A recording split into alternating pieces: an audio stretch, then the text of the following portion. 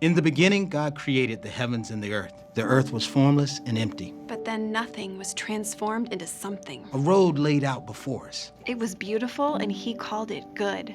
When he created us, he saw the capacity for this same good.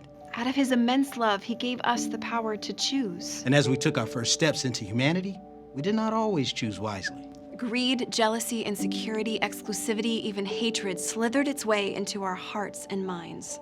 He was calling us toward him. But he saw us backing away. So he laid out some ground rules to help us out. A loving parent calling us children to love better. To transform us into something better, to take steps forward. But along the way, we had more questions. Who's out? Who's in? Who loses? Who wins? Who gets to... Shh, not you. Not yet anyway. This list of rules, this hierarchy of law, this categorization, oppression, and division, it wasn't good. These were our steps away from him. Still, he called us toward the ultimate transformation as the prophets spoke of trading beauty for ashes, breathing new life into dead bones. That's when Jesus showed up and turned everything upside down. The last shall be first, the first last. The widow's mite transformed into a new kind of wealth. Everyone's invited, everyone lifted up, everyone gets a chance to speak. Law transformed to grace. It was beautiful and it was good. More steps forward as the old was traded in for the new. The despised African eunuch of Deuteronomy became a brother welcome into the cause in the book of Acts. The hated Samaritan became the model for compassion. A picture of a grand conqueror was replaced with a carpenter on a donkey. One man's death traded in for a new life for all of us. A new picture of heaven on earth. This story that began with division, oppression, greed, and exclusion took giant steps forward toward unity, inclusion, generosity, and love. It was beautiful and it was good. This small group from Jerusalem became the faith of 1/3 of the earth's population with the hope of this good news. But when we look at the history of his followers, his bride, the church, it is not always beautiful. It is not always good.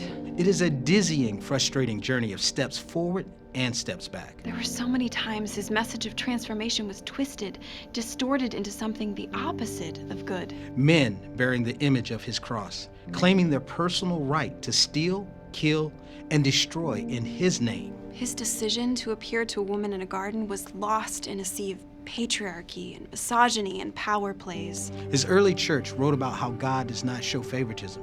Jesus' last prayer in the garden was for unity. Yet many claimed he gave them the right to divide and conquer, to enslave and oppress, to keep others out so they could guarantee their spot in, looking up to him as they held others down. Some remained silent in the face of these injustices. Their silence spoke volumes.